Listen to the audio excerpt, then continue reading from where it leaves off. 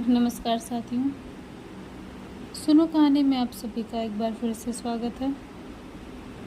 हम सुन रहे थे कहानी अंधेर। इसके दूसरे भाग को हम शुरू करते हैं। मुखिया साहब दबे पांव गुपचुप ढंग से गौरा के पास आए और बोले, यह दरोगा बड़ा काफिर है, 50 से नीचे तो बात ही नहीं करता। अव्वल दर्जे का थानेदार है। मैंने बहुत कहा, हुजूर गरीब आदमी है, घर में कुछ सुविधा नहीं है, मगर वह एक नहीं सुनता। गौरा ने घूंघट में मुंह छिपाकर कहा, दादा उनकी जान बच जाए, कोई तरह की आँच न आने पाए। रुपए पैसे की कौन बात है, इसी दिन के लिए तो कमाया जाता है। गोपाल खाट पर पड़ा सब बातें सुन रहा था। अब उससे न रहा गया। लकड़ी गांठ ही पर टूटती है। जो गुनाह नहीं किया गया वह दबता है, मगर कुचला नहीं जा सकता। वह जोश से उठ बैठा और बोला, 50 रुपए की कौन कहे, मैं 50 कौड़ियाँ भी न दूंगा। कोई गदर है, मैंने कसूर क्या किया है। मुखिया का चेहरा फक हो गया। बड़प्पन के स्वर में बोले, धीरे बोलो, कहीं सुन ले तो गजब हो जाए। लेकिन गोपाल बिफरा हुआ था। अकड़ कर बोला, मैं एक कौड़ी भी नहीं दूंगा, देखिए कौन मेरे फांसी लगा देता है। गौरा ने बहलाने के स्वर में कहा, अच्छा जब मैं तुमसे रुपए मांगूं तो मत देना। यह कहकर गौरा ने, जो इस वक्त लौड़ी की बजाय रानी बनी हुई थी, छप्पर के एक कोने में से रुपयों की एक पोटली निकाली और मुखिया के हाथ में रख दी। गोपाल दांत पीस कर उठा, लेकिन मुखिया साहब फौरन से पहले सरक गए। दरोगा जी ने गोपाल की बातें सुन ली थी और दुआ कर रहे थे कि ऐ खुदा इस मर्दूत के दिल को पलट। इतने में मुखिया ने आकर 25 रुपए की पोटली दिखाई। 25 रास्ते में ही गायब हो गए थे। दरोगा जी ने खुदा का शुक्र किया, दुआ सुनी गई। रुपया जेब में रखा और रसद पहुंचाने वालों की भीड़ को रोते और बिलबिलाते छोड़कर हवा हो गए। मोदी का गला घुट गया। कसाई के गले पर छुरी फिर गई। तेली पिस गया। मुखिया साहब ने गोपाल की गर्दन पर एहसान रखा, गोया रसद के दाम गिरह से दिए। गांव में सुरखरू हो गया, प्रतिष्ठा बढ़ गई। इधर गोपाल ने गौरा की खूब खबर ली।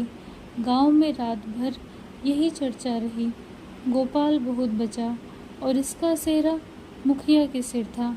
बड़ी विपत्ति आई थी, वह टल गई। पितरों ने, दीवान हरदौल ने, नीम तले वाली देवी ने, तालाब के किनारे वाली सती ने गोपाल की रक्षा की। यह उन्हीं का प्रताप था। देवी की पूजा होनी जरूरी थी। सत्यनारायण की कथा भी लाजमी हो गई। फिर सुबह हुई, लेकिन गोपाल के दरवाजे पर आज लाल पगड़ियों के बजाय लाल साड़ियों का जमघट था।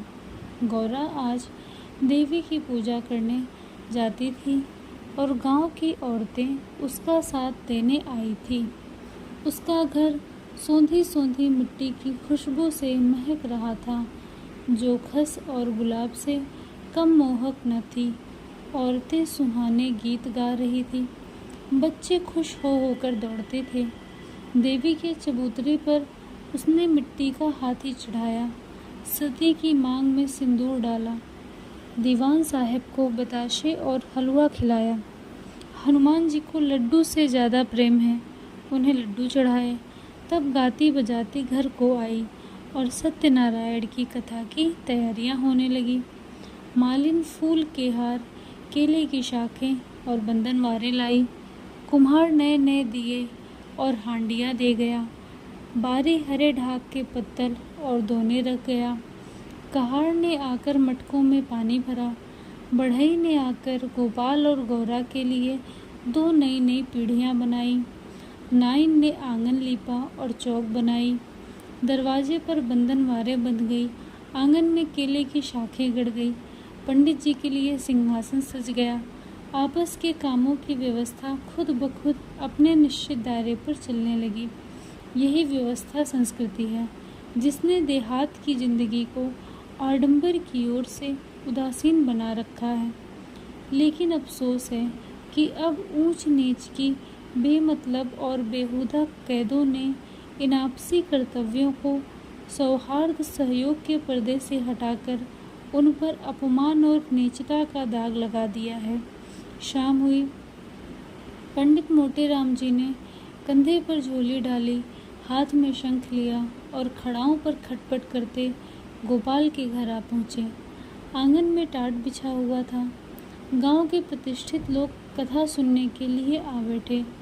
घंटी बजी, शंख फूका और कथा शुरू हुई। गोपाल भी गाढ़े की चादर ओढ़े एक कोने में फूंका गया और कथा शुरू हुई।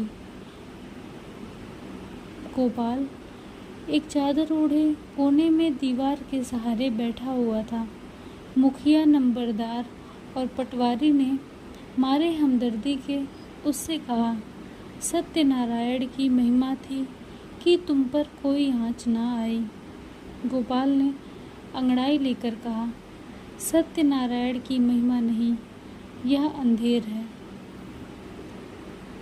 इस प्रकार यह कहानी पूरी हुई। कहानी आप सबको पसंद आई हो तो कृपया चैनल को लाइक करें, शेयर करें और सब्सक्राइब करें। धन्यवाद।